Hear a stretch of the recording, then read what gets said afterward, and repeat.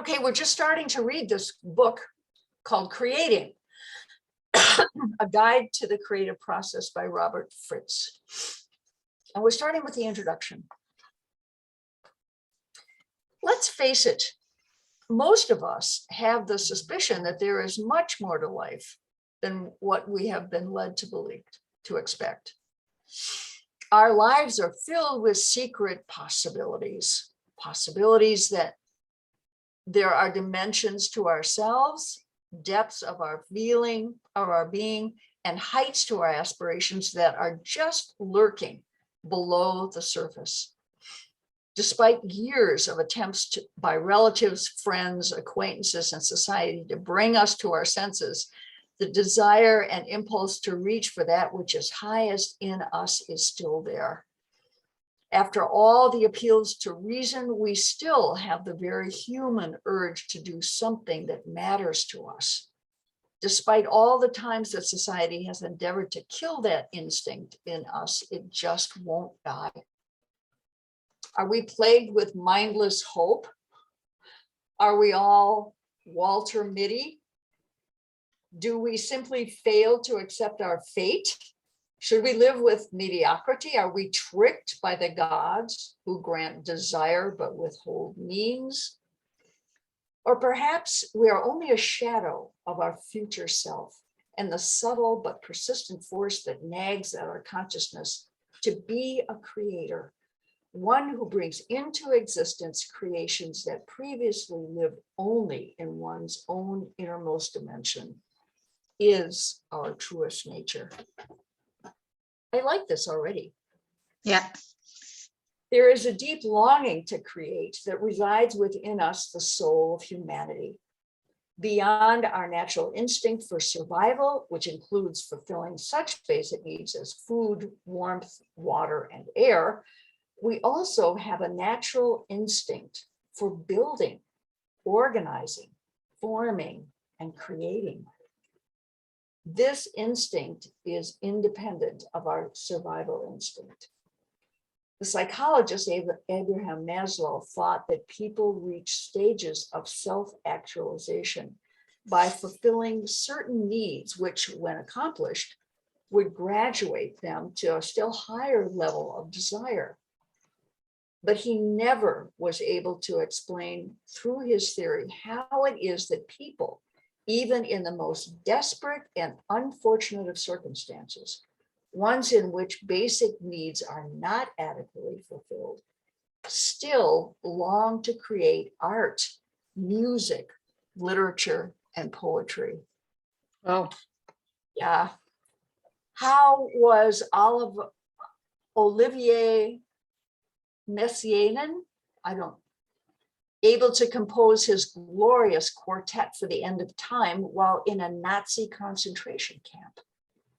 How is it that some of the most vital advancements in rock music continually come from the inner city ghetto? Why was it that rich American folk music was able to grow in the depleted and windblown soil of the Great Depression? Why is it that every culture, from the most tribal to the most sophisticated, has a tradition of the arts? Perhaps our desire to create is deeply rooted in our most human of instincts. This book is about creating. It is not about creativity. It is not about problem solving. It is not about programming the subconscious. It is not about finding the correct worldview. It is not about learning to change yourself. It is not about learning to live with yourself. It is not about adopting tricks. It is not about fixing you up. It is not about bringing you relief from life. It is about helping you create what you want to create. I think this fits into the conversation we had last time. Yeah. Can creating be taught? Can creating be learned? Yes. Commonly, the people who know most about the subject do not teach creating, except in their chosen fields, such as the arts or sciences. Rather than be than there being real creators teaching what they know and use professionally, we find many people who are not creators conferring on themselves the title of experts on creativity. Many of these people have never created anything other than theories about Here's creativity. what I found on. Oh, my phone is listening. Commonly, people who know most about the subject are not teaching except in their chosen field, rather than there being real creators teaching what they know and use professionally. We find many people who are not creators conferring on themselves the title of experts on creativity. Many of these people have never created anything other than theories about creativity. The results of their efforts have been singularly unimpressive and commonly have given the creative process a slightly bad name. The most successful process in history. Da, da, da, da, da. The creative process has had more impact, power, influence, and success than any other process in history. All of the arts, many of the sciences, architecture, pop culture, and the entire technological age we live in exists because of the creative process. Why has the most successful process in the history of civilization been made to seem like a mystery? Why have most people had such little experience to it, exposure to it? In the back to basics mentality in education, the creative process is seen as a nice extracurricular activity that helps to broaden the students' horizons. Educators think learning to create is not essential. Rather than being the centerpiece of education, the creative process is seen more as fluff, to which a few talented students might succumb. But as the world becomes more competitive, it is folly to misunderstand the power of the creative process. A power that was able to generate the computer, the microchip, modern transportation, film, music, painting, satellite technologies, fashion, cuisine, robotics, synthesizers, and so much more. Creating is not creativity. Unfortunately, the words creative, creativity, and creating have been used by many approaches that have nothing to do with the real creative process. Basically, these words are used indiscriminately. Many people fail to understand real creating, and the result being that anything people happen to favor is called creative. Creating is not simply creative or creativity. Creativity and creative usually refer to the unusual and the inventive. Webster's Unabridged Dictionary defines creativity as creative ability, artistic or intellectual inventiveness. The definition for creative is just about the same. The emphasis in these definitions is primarily on the ability or the capacities to create. Merely having the capacity to be a parent does not make you a parent. In a similar way, having the ability to create does not make you a creator. The second part of the definition suggests inventiveness. Inventive is a comparative term. Inventive presumes a departure from the norm. Was Picasso on a bad day inventive? Yes, when compared to most other people. No, when compared to himself. Departure from the norm cannot be the basis for a process we would like to make reliable.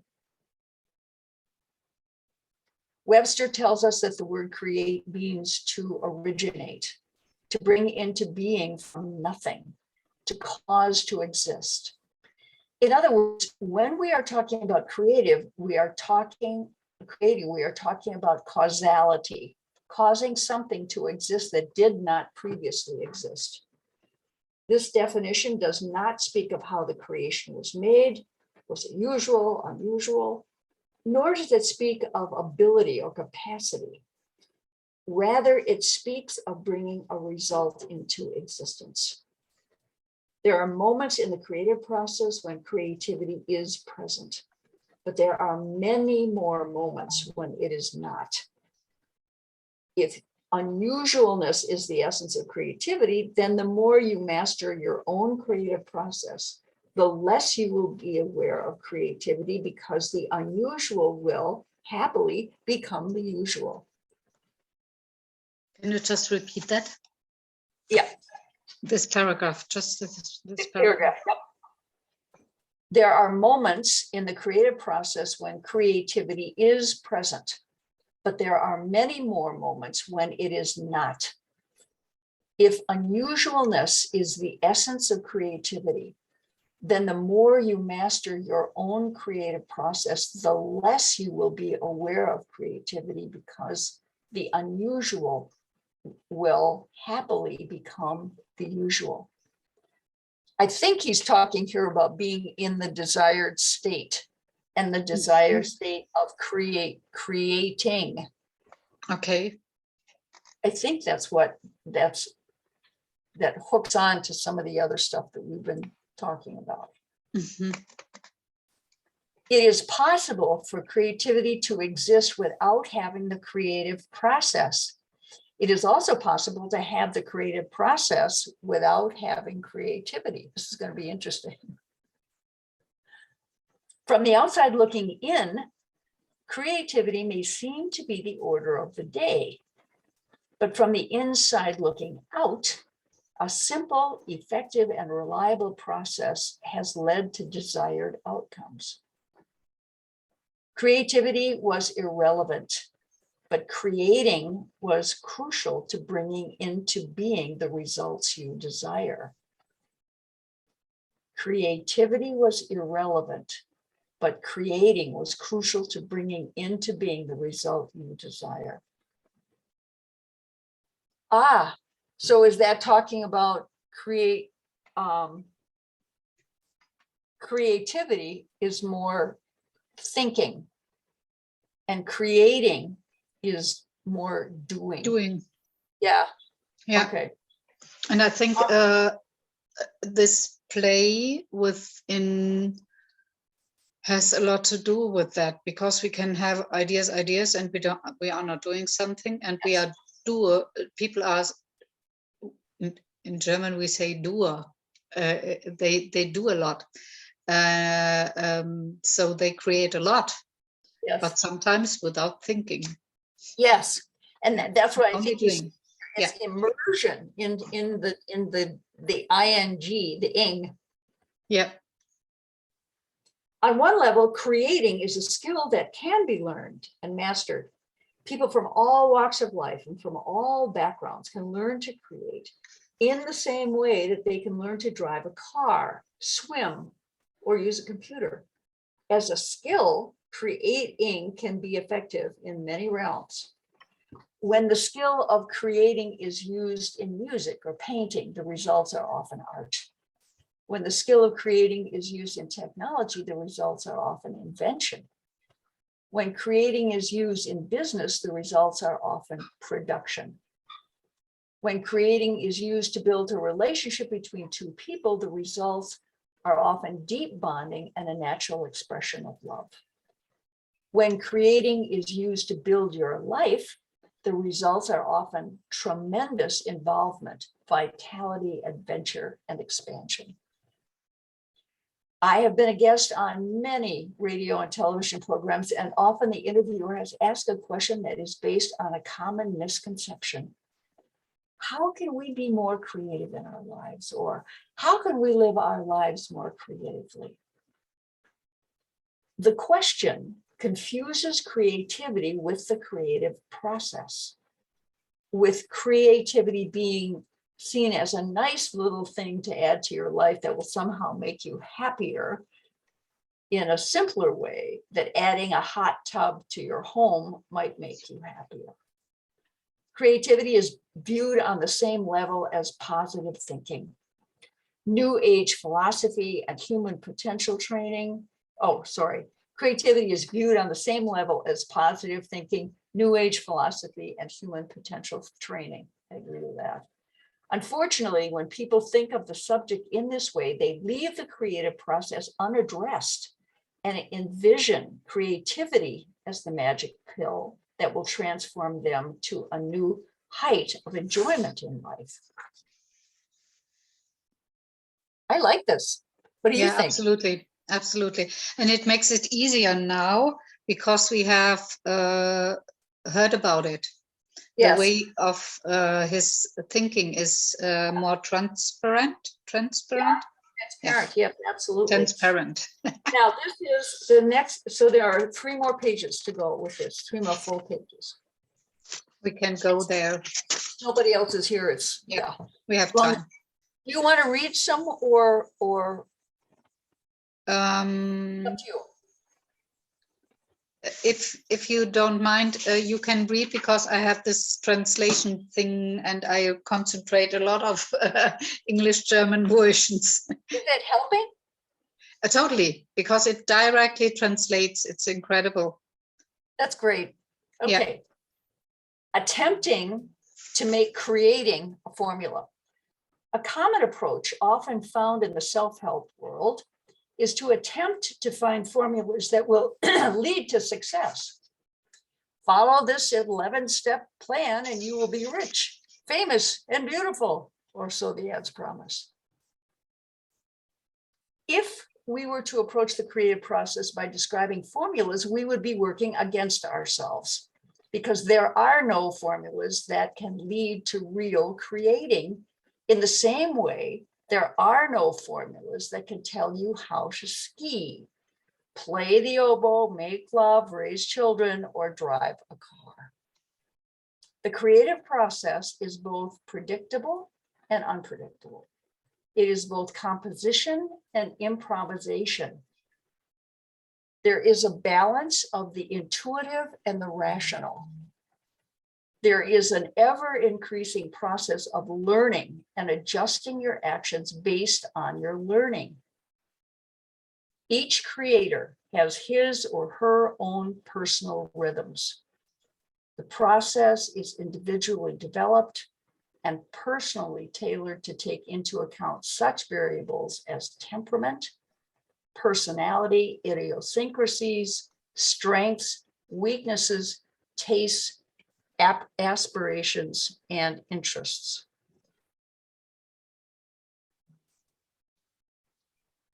None of these elements can be put into a bottle and sold to a mass market. Yet the creative process is learnable.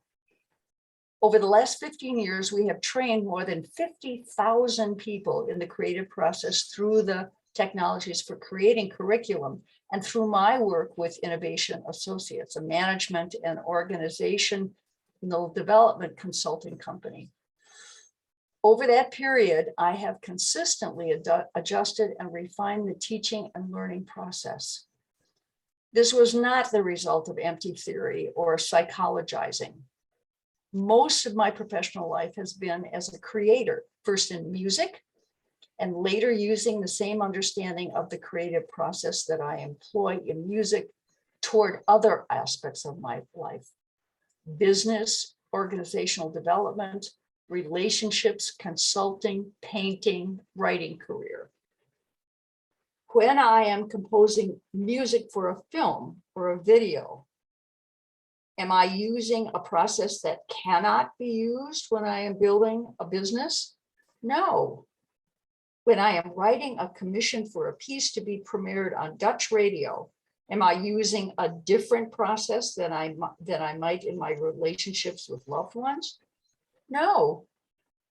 When I am making an album, am I using a process that does not lend itself to being a father or husband, consulting with a Fortune 500 CEO, or inventing a new recipe for duck a la Fritz?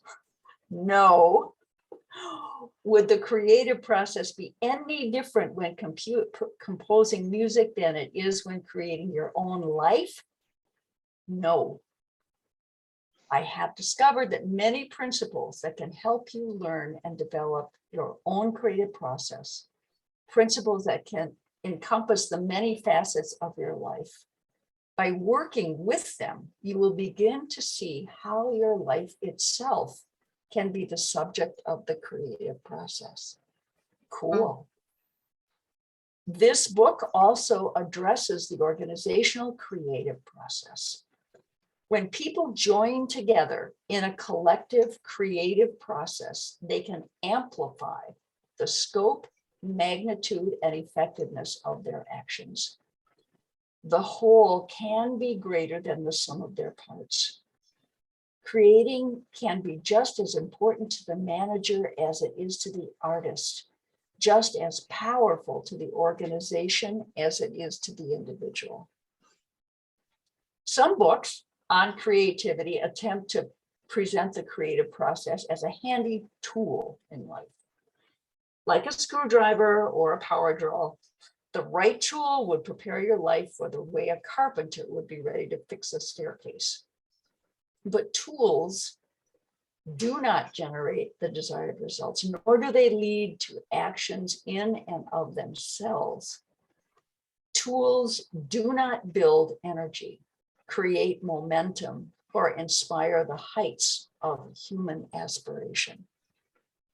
Although the creative processes can be used as an effective tool, the creative process actually is so much more.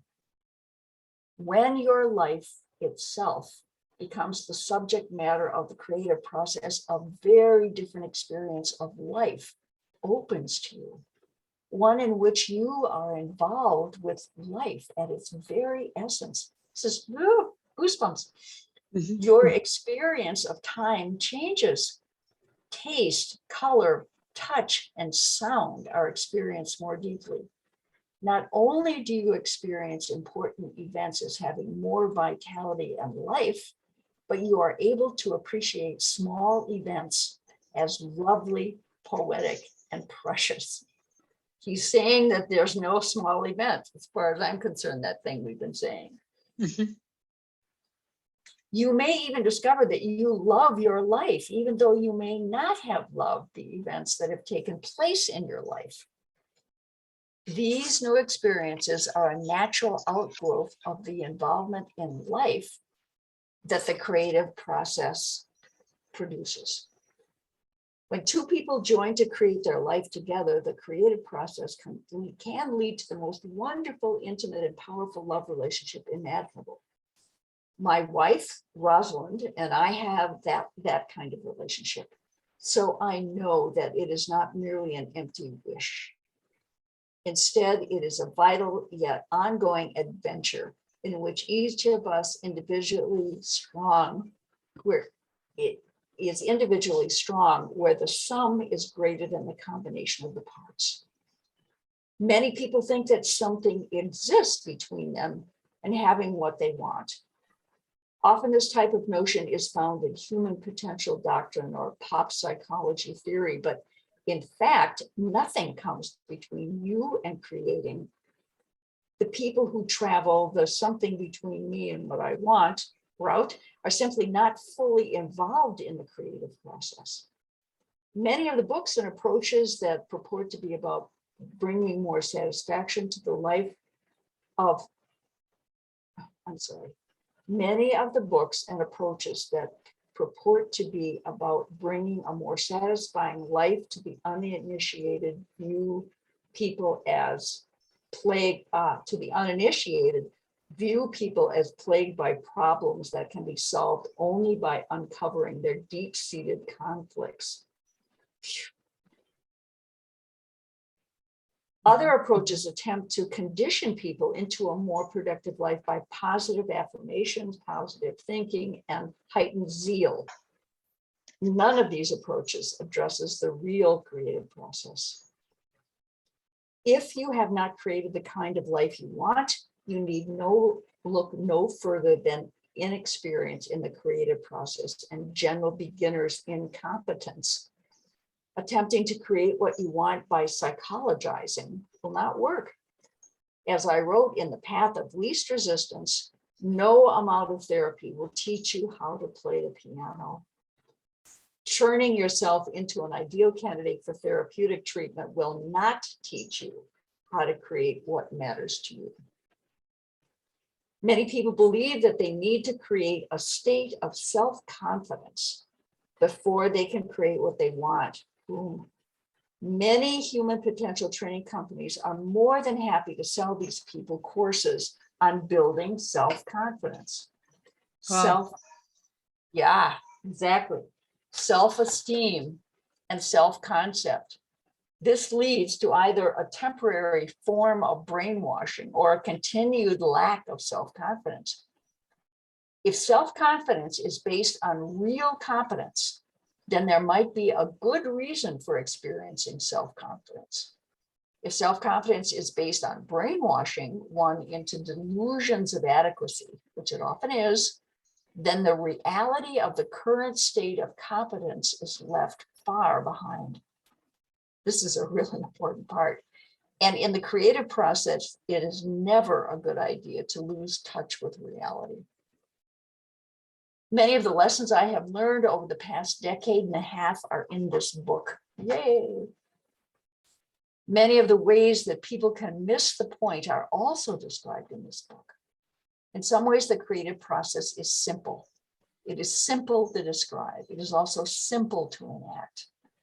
But my years of experience in training people in the creative process have taught me that people can make it hard or seemingly impossible to create what matters to them. This book will give you insights into how to develop your own creative process. It will also give you insights into what is not the creative process. The latter information is important because we have grown up in a society that promotes many ideas that can take you away from developing your ability to create. Consequently, you may think that you are in the creative process and not be creating. 3 paragraphs to go. Some of the distinctions I make in this book will give you a new understanding of what you are doing when you are not creating.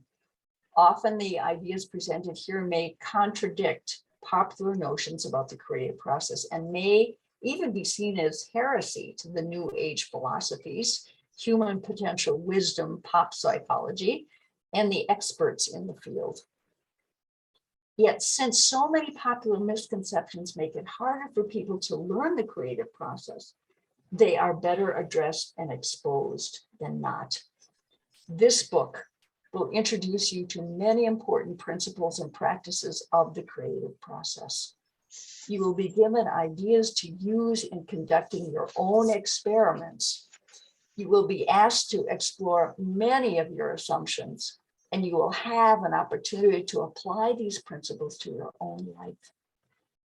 If you approach your investigation without preconceived ideas, you will be in the best position for exploring your own creative process. Perhaps your life is filled with secret possibilities that you never imagined. Wow. I love this.